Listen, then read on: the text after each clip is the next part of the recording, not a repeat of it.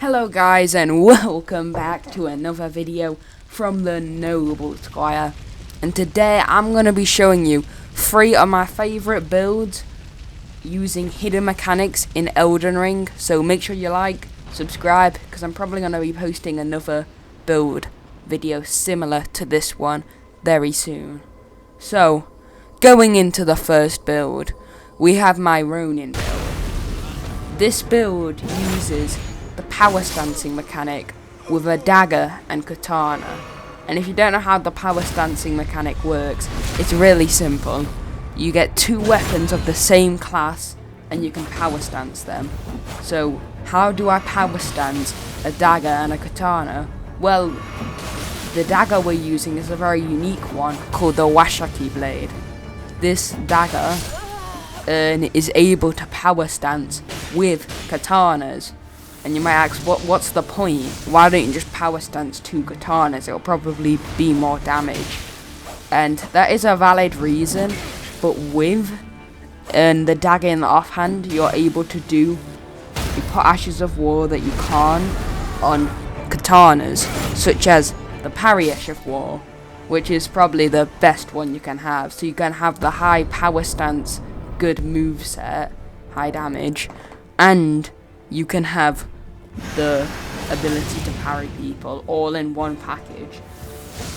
And then of course on the katana you can have any Ash of War, but I like the lightning one just to annoy people. So here, there we go, we get another parry. And that's it for our Ronin build. Just using a very cool weapon combo. And if you're wondering, you can use any katana in the game with this. And then, of course, you can change the scaling on the dagger using the Ash of War system. But I'm just using the Nagibaki. I butchered that name. And because it's just a good long katana. And for the talismans, the first one I clicked on it, and the last one, and you can switch that with the Winged Sword insignia if you want more damage. So here is my Frenzied build. So, and what's unique about this Frenzied build?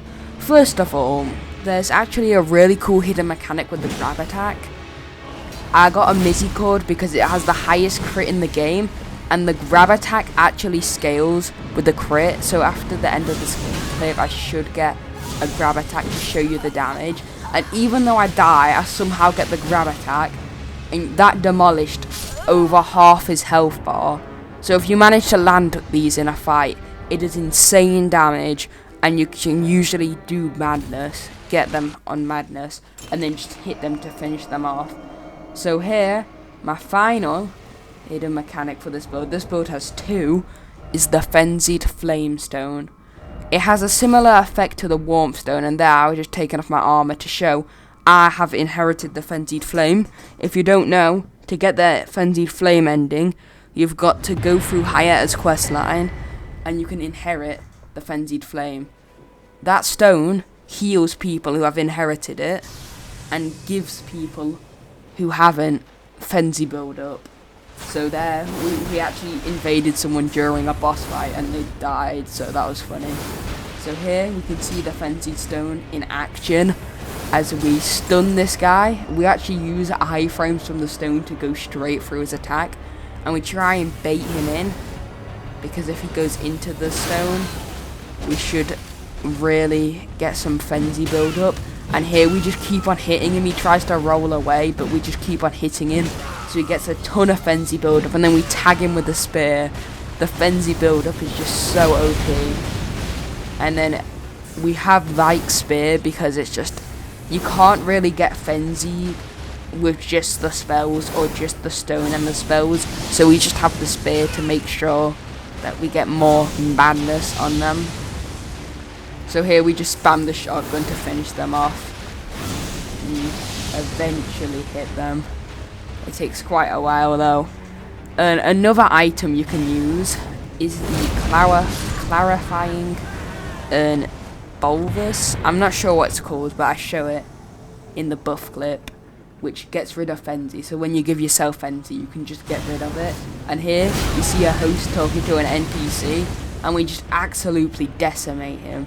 This build has really high burst damage with the Frenzied, with the Madness debuff. And this guy just jumped off, he was too scared. So here's the build, and when I go into the item slot, I will equip the item I was talking about that can get rid of Madness build up on yourself, so you can spam spells even more. And another hidden mechanic, what's not really a mechanic, the Howl of Shreeby spell actually gives you a buff. It doesn't just, it's not a big AoE around you that does Frenzy, it also gives you a buff. So that's the item I'm talking about. And we're going into the final build. The final build here has 2 thrusting swords. Which is already probably one of the most OP setup for PvP. And we use the Dragon Bolt Blessing, and just watch this clip, just admire it. So here, we managed to get a jump attack because his stab got deflected off of us somehow. And we just keep on going at this guy. Then, and he hits us again, we managed to jump straight through it, and with the quick jump attack, we just do insane damage with this build. And this is before I even put on all the talismans. That was when I was testing the build. Now it's even more powerful. We're using the Crow chest piece, which buffs our jump attack, and the Claw talisman that buffs our jump attack even more. We have Faith, and we've put Sacred on our thrusting sword. You can use any, I'm just using the S stock. So you need, the reason we're using Faith is you need a lot of Faith to cast that Dragon Bolt spell, and that's, the Dragon Bolt spell is the spell that makes people's weapons deflect off of you. And then when using Raptors of the Mist, you can get a deflect and then a free jump attack. Usually it's not free, but if they're spamming in a combo and you deflect, sometimes you'll reset their combo, and definitely if they're doing a heavy, like in that first clip when he did a heavy stab, the deflect is just way too good.